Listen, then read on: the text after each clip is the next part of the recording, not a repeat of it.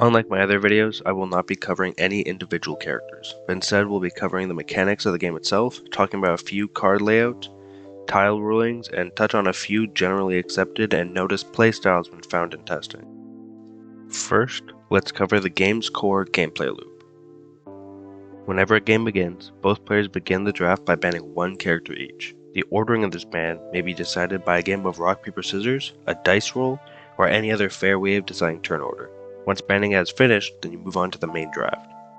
Whichever player that banned last gets to pick characters first. Upon picking a single character, the selection moves on to your opponent, where they get to respond by picking an unpicked and unbanned character as well. This goes back and forth until both players have 5 character slots filled. Then, whichever team picked last gets to move on to character placement first. Characters are placed as far as 2 tiles from your back rank, akin to chess's regular placement. The most popular placement spots are 2 tiles forwards in line with the cave tile, or in the first rank top corner behind the mountain tiles, as these are the most aggressive and defensive placements available to land-based creatures. To note, multiple characters may be on the same tile at the same time. Placement is done in the same order as character selection, where after each placement, the opposing player gets to make one placement. Once all characters are placed on the board, you may play another game of rock, paper, scissors, rolling dice, or alternate options to decide which player gets first turn in the rounds. Once all previous steps have been completed, each player takes turns consisting of 3 action points. Each creature may only use 1 action point a turn, and an action point allows for that character to move, attack, and use its ability within that turn. To note, some abilities may be used on the opponent's turn, which does not consume an action point. Using the cave tile's innate healing ability also costs an entire action point, but is not considered as being used by the creature affected, which allows them to heal from it and still take a turn at the cost of 2 action points. Upon using all 3 action points, or until turn satisfaction, a player may pass their turn to their opponent, which their opponent takes the same steps going back and forth until one player wins. In the game state where you control less than 3 characters, you will often lose action points, which can give your opponent a huge advantage in action economy. Upon one player having no living creatures, or by forfeit, the game ends and a player is crowned the winner. Another plausible and oftentimes quite likely game state is reached once 40 turns have passed with no damage being dealt. This is considered a stalemate. The game ends and the total health points of each team are summed together. The player with the most total health points are awarded the win.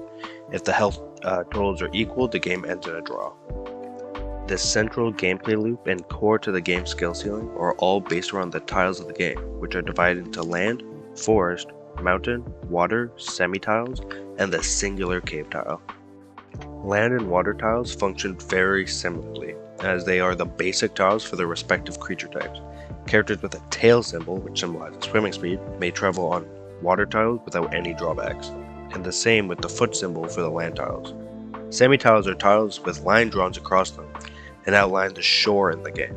This tile gives the benefits to both tile types, so a water and a land semi-tile is treated as a land and a water tile, allowing both types of characters to move across them unimpeded.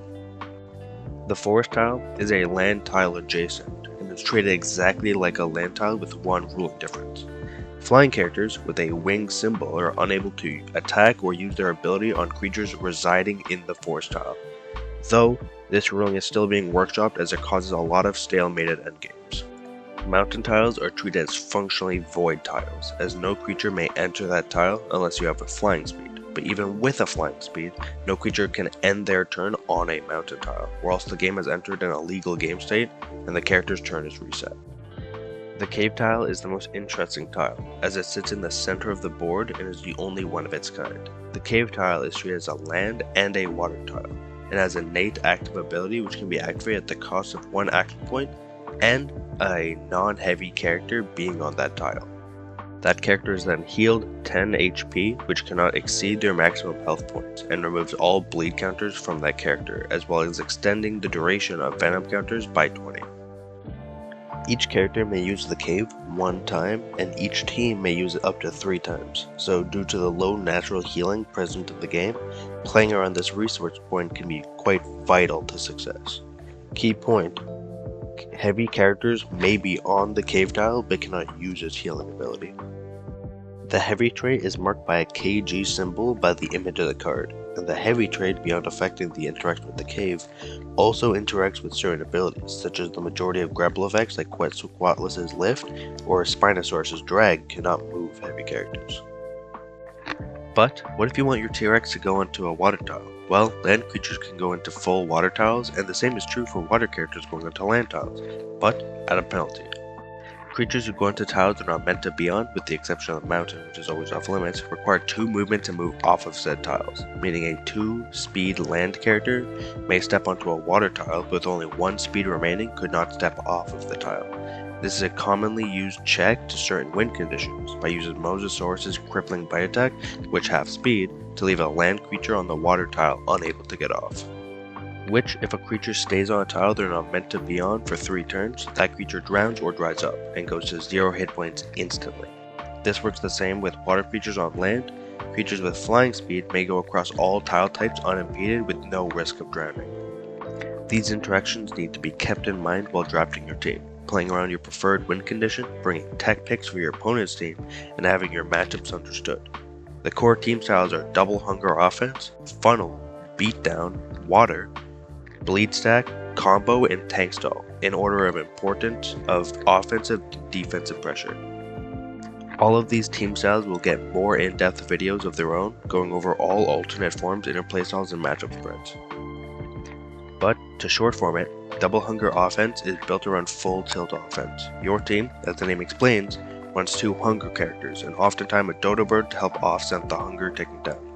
This team does not have time to step back and fix its positioning, as throwing huge stats right into a bunch of enemies will often work if you have enough stats. And securing even 1 kill is often enough to snowball the rest of the game away. These teams almost always use 1 land and 1 water hunger character to be able to run everybody down. Funnel strats are very straightforward and weirdly similar to Double Hunger Offense, swapping out the second hunger character for another supportive character. This team style puts all of their chips into 1 character, whether it's an offensive funnel like T-Rex or a defensive one like Homo sapien. These teams just play for 1 character and 1 character only, setting up a raid boss situation to 1v5.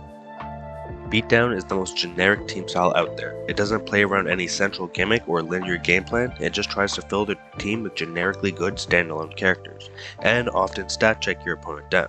These teams are hyper flexible and can often be seen mixed with any of the other team styles, as it is very unclear what constitutes a beatdown team.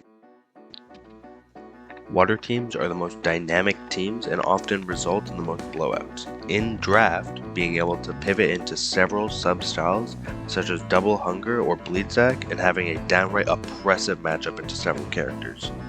The teams are often built around Toothless Longa and can cause games to look like total blowouts if an out to Toothless isn't brought to a game.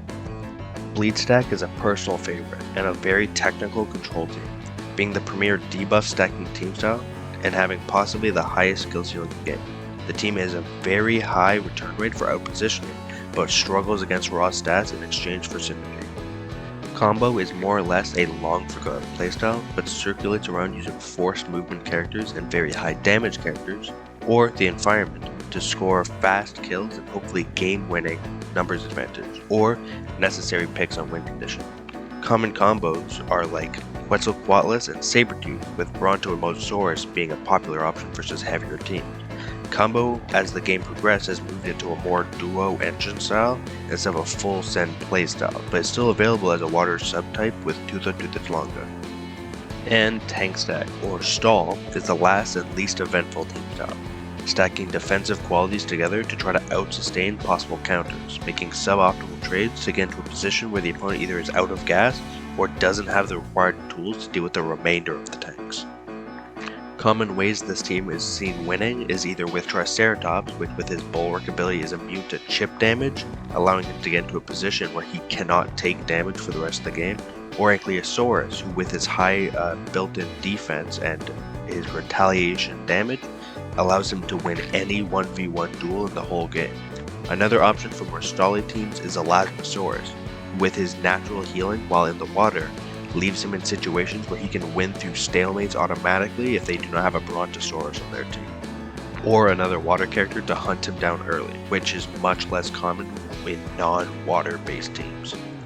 And that covers the wider scope of the game. There is likely several smaller rulings or situations that I didn't mention, especially revolving around character interactions, but if there's any specific ones that you want me to cover, feel free to ask me in the comments, and thank you so much for watching this video.